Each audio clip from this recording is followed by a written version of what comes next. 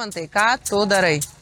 Tai yra akustinis vytelių masažas, kurio metu žmogus gauna vibraciją ir pojūtį atpalaidavimo.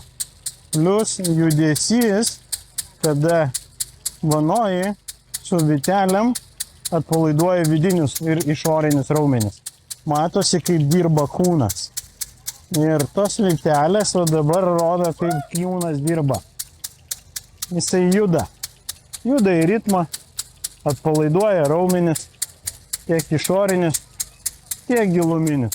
Aš dažniausiai mėgstu daryti tai po pirties, kada žmogus įkaista, jo raumenis apšyla ir tada jam yra ženkliai maloniau šitą procedūrą atsipalaidavimo duoti tokį vidinį masažą raumenų ir vibraciją.